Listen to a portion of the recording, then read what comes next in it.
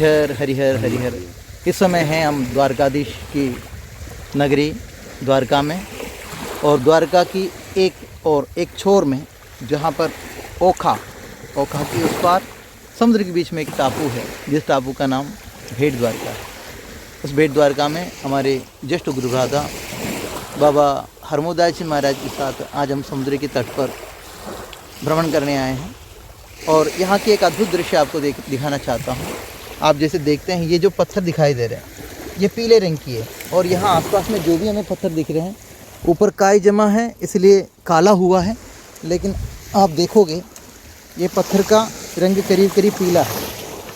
हो सकता है भगवान श्री कृष्ण की जो द्वारका सोने की द्वारका कहलाते हैं वो यहीं कहीं रहे होंगे, क्योंकि उसकी या तो इस पीले रंग की पत्थर की वजह से इसको सोने की द्वारका कहता होगा, अथवा ठाकुर जी ने जिस समय अपनी प्रताप से द्वारका नगरी को गुप्त किया, समुद्र के बीच में छिपा लिया, डुबो दिया, उस समय यहाँ शेष जो बचा हुआ द्वारका के अंश है वो पत्थरों में परिणित हो गया होगा, और ऐसे मेरा विश्वास है, ऐसे मुझे लगता है। बाकी पार्श्व भाग में जो समुद्र दिख रहा था, और मैं आपको दोनों तरफ, एक तरफ मैं आपको दिखाई दे रहे होंगे और दूसरी और आपको समुद्र भी दिखाई दे रहे हैं। तो मैं जिस प्रकार के पत्थर के बारे में कह रहे थे वो ये पत्थर हैं, आपको नज़र आ रहे होंगे, क्योंकि अभी सांझ की वक्त हो चला है, तो इसका असली रंग तो आपको दिखाई नहीं दे रहे होंगे, फिर भी ये कुछ पीले रंग की है।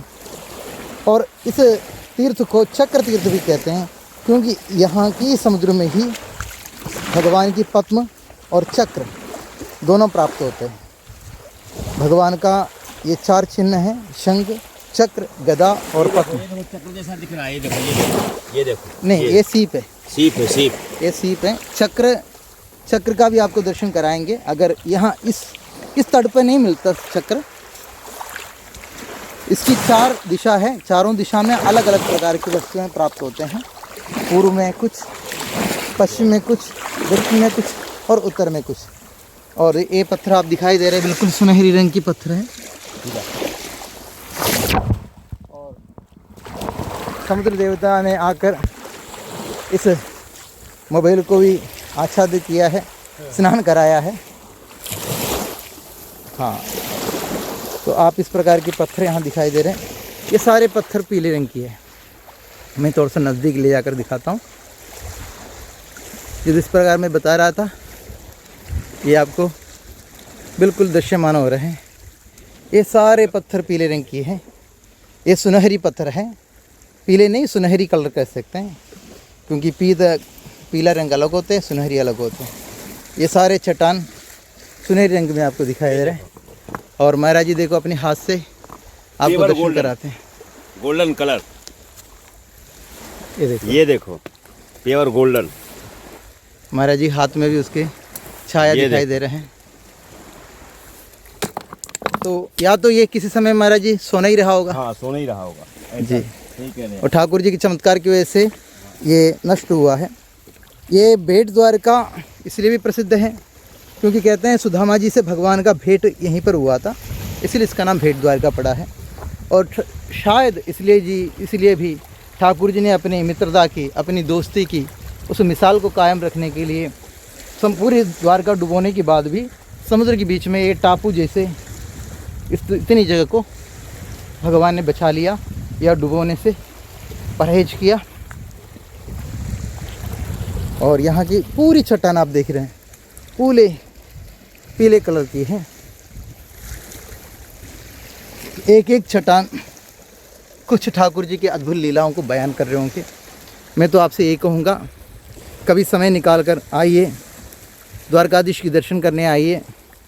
गोमती द्वारका जहाँ पर भगवान की सभा हुआ करते थे वहाँ पर दर्शन करें। और ये भेट द्वारका जहाँ पर कहते हैं भगवान के रानी निवास हुआ करते थे, और यही रानी निवास में भगवान ने सुदामा जी से भेंट किया। तो इसलिए ये 2 अवशेष अभी बचे हुए हैं, और हमने समुद्र को घूमते घूमते उसकी एक सिरे की ओर आया। हमारे साथ में राजस्थान से पधारे एक सज्जन अनुज जी वो भी आ रहे हैं, और इधर महाराष्ट्र जो है अपनी तपस्या करने के लिए एक पेड़ की जड़ को ढूंढ लिया है, यहाँ विराजमान होकर अपनी भजन कर रहे हैं। ये हमारे ज्येष्ठ गुरुदाता हरमुदास जी महाराज जो गुजरात में ही रहते हैं। बापू गुजराती में कुछ कहिए। पत्थर दिखाओ, पत्थर पत्थर वो देखो, हाँ। लहरों द्वारा, ये देखो लहर के द्वारा, लहरों के द्वारा ये पत्थरों को ले आकर यहाँ पर वृक्षों के नीचे फंसाया गया है। हाँ महाराज जी गुजराती में कुछ बधाई, आनंद करो, मजा करो, आनंद करो, मजा करो। हरी हर, बरोबर बरोबर, हरी है। हरी हर।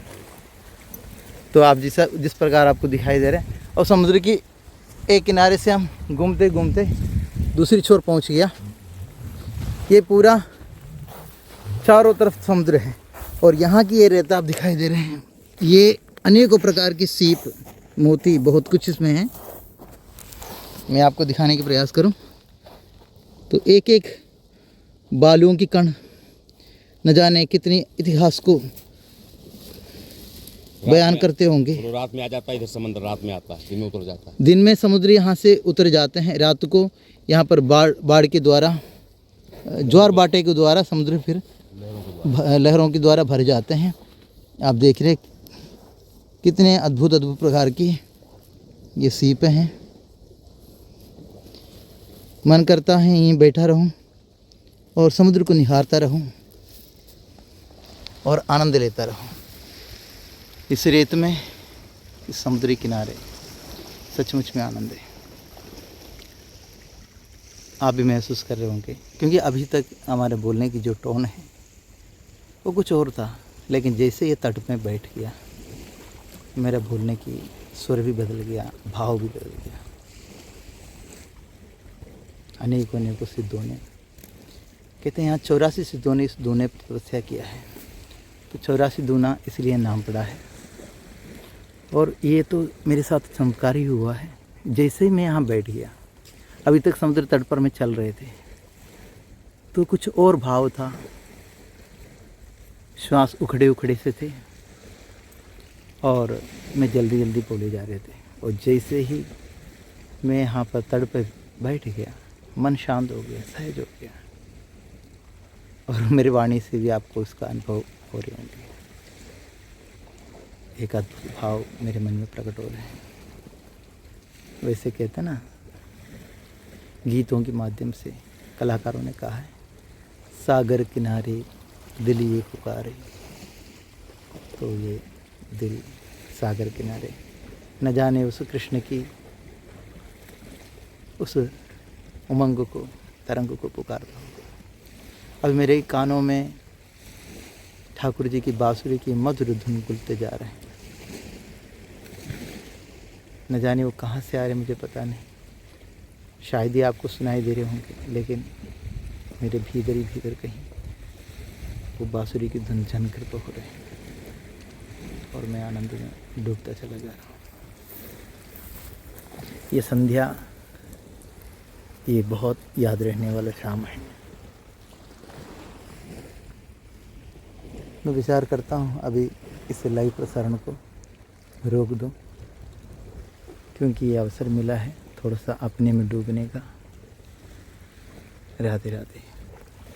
आप सबसे विदा लेता हूँ थोड़ी देर के लिए। राधे राधे। जय जय श्री राधे।